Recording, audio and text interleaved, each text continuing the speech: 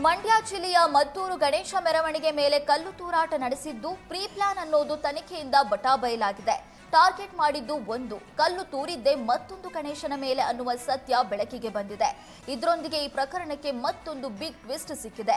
Plan ಮಾಡಿದ್ದ ಗಣೇಶ ಮೆರವಣಿಗೆ ಬಿಟ್ಟು ಬೇರೊಂದು ಗಣೇಶನ ಮೇಲೆ ಕಲ್ಲೆಸೆತವಾಗಿದೆ.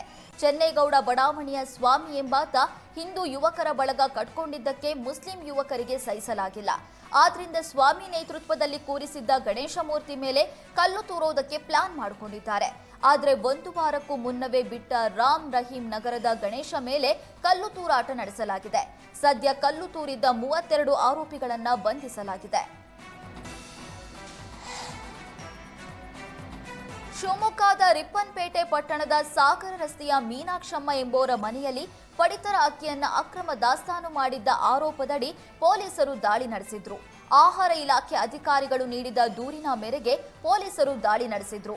ಪ್ಲಾಸ್ಟಿಕ್ ಚೀಲದಲ್ಲಿ ತುಂಬಿಟ್ಟಿದ್ದ 17 ಮೂಟೆ ಅಕ್ಕಿಯನ್ನ ವಶಕ್ಕೆ ಪಡೆಯಲಾಗಿದೆ. ಆಹಾರ ಇಲಾಖೆ ಅಧಿಕಾರಿಗಳು ಪರಿಶೀಲಿಸಿ ಪಡಿತರ ಅಕ್ಕಿ ಅಂತ ಖಚಿತಪಡಿಸಿದ ಹಿನ್ನೆಲೆ ಒಟ್ಟು 8.22 ಕ್ವಿಂಟಾಲ್ ಅಕ್ಕಿಯನ್ನ ಪೊಲೀಸರು ವಶಪಡಿಸಿಕೊಂಡ್ರು. ರಿಪ್ಪನ್ಪೇಟೆ ಪೊಲೀಸ್ ಠಾಣೆಯಲ್ಲಿ ಪ್ರಕರಣ ದಾಖಲಾಗಿದೆ. ಚಿನ್ನಾಭರಣದ ಅಂಗಡಿಯ ಕೆಲಸಗಾರನ ಬಳಿ ಇದ್ದ ಚಿನ್ನದ ಗಟ್ಟಿಗಾಗಿ ಅಪಹರಣ ಮಾಡಿದ್ದ ಆರೋಪಿಗಳನ್ನ ಪೊಲೀಸರು ಬಂಧಿಸಿದ್ದಾರೆ. 5 ಆರೋಪಿಗಳನ್ನ ಮಂಗಳೂರಿನ ಬಂದರು ಠಾಣೆಯ ಪೊಲೀಸರು ಬಂಧಿಸಿದ್ದಾರೆ.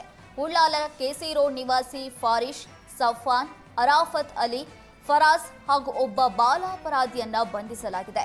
ಸೆಪ್ಟೆಂಬರ್ 26ರಂದು ಮಂಗಳೂರಿನ ರಥಬೀದಿ ಬಳಿ ಕಿಡ್ನಾಪ್ ಮಾಡಲಾಗಿತ್ತು. ಸೆಪ್ಟೆಂಬರ್ 26 ರಾತ್ರಿ 8:30ರ ಸುಮಾರಿಗೆ ಮುಸ್ತಾಫಾ ಎಂಬುವರಿಗೆ ಬೈಕ್ನಲ್ಲಿ ಕೋಟಿ ಮೌಲ್ಯದ ಚಿನ್ನದ ಕಟ್ಟಿ ತೆಗೆದುಕೊಂಡು ಹೋಗ್ತಾ ಇದ್ರು. ಈ ವೇಳೆ ಬೈಕ್ನಲ್ಲಿ ಬಂದ ಇಬ್ಬರು ಕಿರಿಕ್ ತೆಗೆದಿದ್ದಾರೆ. ಅಷ್ಟರಲ್ಲೇ ಕಾರಿನಲ್ಲಿ ಬಂದ ಗುಂಪು ಆತನನ್ನ ಕಿಡ್ನಾಪ್ ಮಾಡಿತ್ತು. ಇದೀಗ ಪೊಲೀಸರು 5 ಆರೋಪಿಗಳನ್ನ ಬಂಧಿಸಿದ್ದಾರೆ.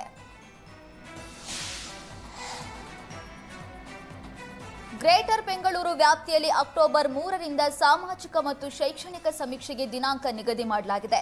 ಸಿಬ್ಬಂದಿ ಇಲ್ಲದೆ 1 ವಾರ ತಡವಾಗಿ ಆರಂಭ ಮಾಡಲಾಗ್ತಾ ಇದೆ ಅಂತ ಜಿಬಿಎ ಮುಖ್ಯ ಆಯುಕ್ತ ಮಹೇಶ್ವರ ಮಾಹಿತಿ ನೀಡಿದರು. ಇಂದಿನಿಂದ ಸಮೀಕ್ಷಾ ಸಿಬ್ಬಂದಿಗೆ ತರಬೇತಿ ನೀಡಲಾಗ್ತಿದೆ. ತರಬೇತಿ ಅಕ್ಟೋಬರ್ 3ರ ವೇಳೆಗೆ ಮುಕ್ತಾಯ ಆಗಲಿದೆ. 3ನೇ ತಾರೀಖಿನಿಂದ ಸಮೀಕ್ಷೆ ಆರಂಭ ಆಗಲಿದೆ ಅಂತ ಜಿಬಿಎ ಮುಖ್ಯ ಆಯುಕ್ತರು ತಿಳಿಸಿದರು.